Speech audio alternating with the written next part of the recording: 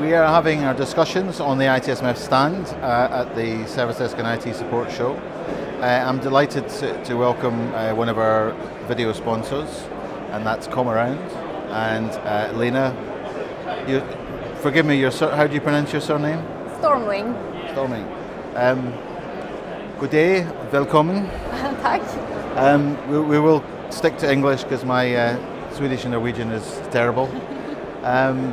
Very nice to see you here. Is this the first time you've been at this particular show? Yes, here in London it's the first time, and it's been really good this far. Okay. Really interested because we're going to talk about knowledge management. That's very much what you do. Tell us a little bit about the company, first of all, and what sort of work you're doing, because I know that you do consulting and you're head of consulting and training. That's correct. What's a normal piece of work for you? What kind of things are you doing with your customers? So I work for Camaron, and we are divided into two parts. We have a knowledge management tool, well-leading knowledge base out for self-service. We are KCS verified, so knowledge-centered service. It's an American methodology. Out of one of the 4 tools globally, and the only one outside of the US. And my part, I'm a KCS trainer as well, so I'm leading our knowledge management team where we go out analyzing usually how you work with knowledge management in your organizations, look at the strengths, the weaknesses that you have, and then help implementing a good best practice strategy into the organization and make sure that's sustainable long term. And is that across a number of different areas, or I mean, this is a service management show? Is it just in this area, or do you do other areas of business as well? Yeah, no, that's a great question. We'll definitely focus a lot on this area. It's a very common starting point in the organization. But what we're seeing trends now is that it's moving into other areas like pre-sales or marketing or HR. I've just been implementing KCS or HR for quite a few organizations. So.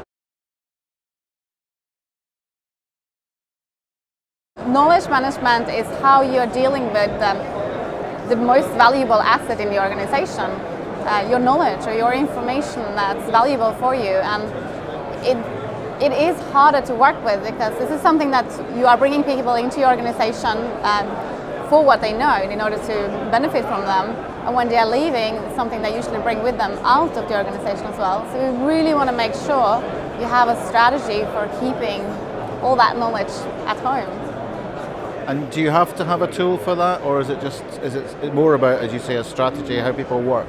No, you definitely need a tool supporting it. But you want to make sure that you are mapping all that knowledge into a place that's easy accessible, it's searchable, preferable, able to integrate that into your other services as well. So it should be easy for you when you are looking for that kind of knowledge internally to find what you're looking for.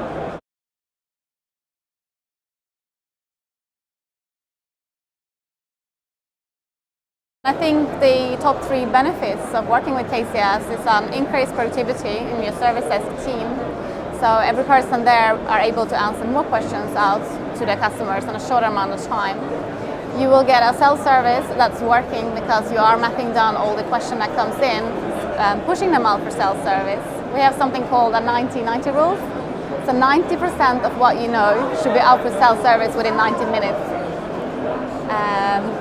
Really making sure that we are shifting focus for self-service. And then you have this organizational learning and improvement. So by having your knowledge in one knowledge base, you're able to look at what's in there, find those root causes, and remove them from your environment. So working closest with R&D as well, and listening to your customers to improve your services.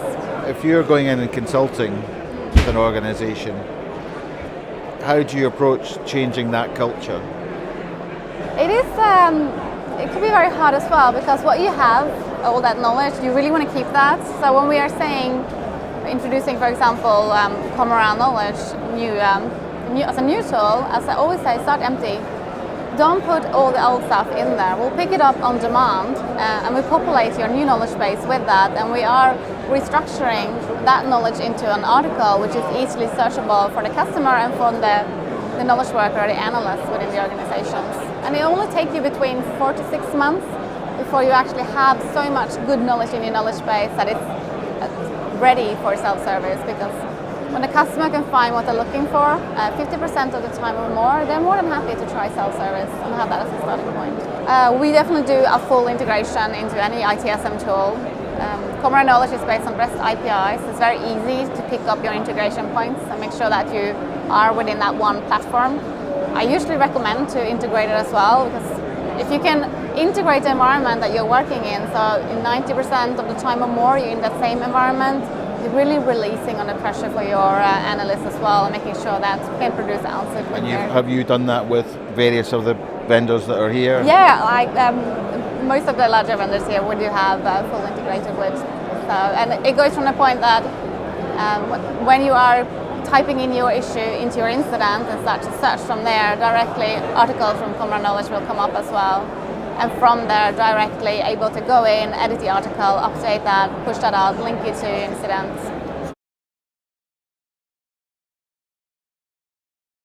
I think getting leadership buy-in, you really need to get all the way to the hub and have them to realize that knowledge management needs to be up on the agenda. This is something we actively need to start working with and make a strategy for that to make it sustainable.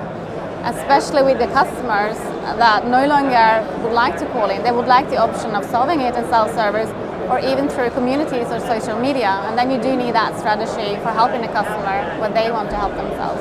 And I do an assessment, like a KCS assessment or a current state assessment, to really see which are the weak points in your organization, what's your strength to build on, and how can I help you get that leadership line so we can start this journey together.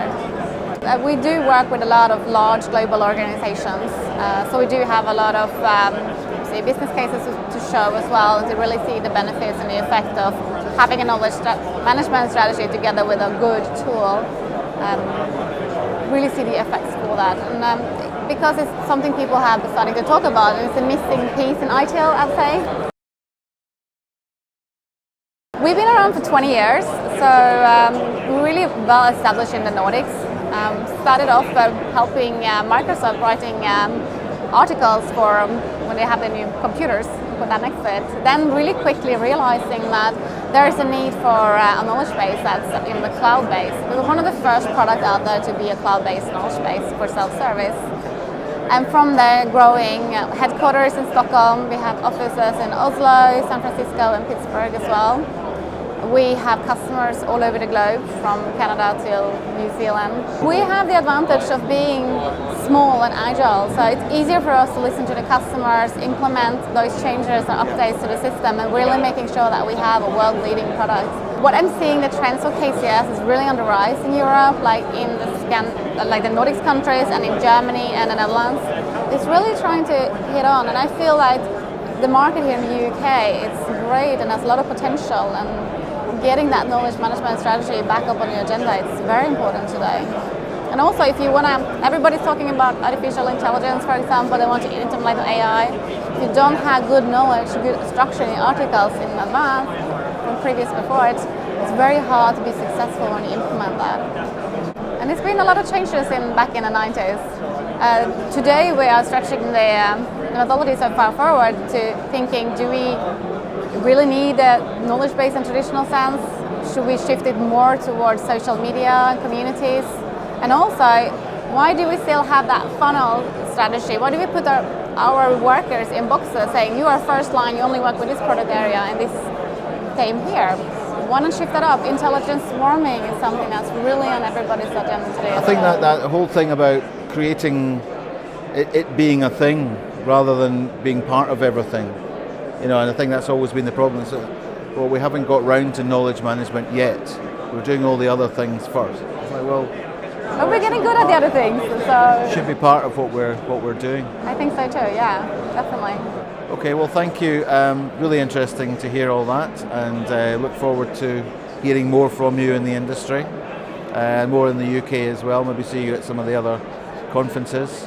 Absolutely. And look forward to hearing more about how knowledge management and KCS can be successful for organizations. So thank you very much. Oh, thank you for your time.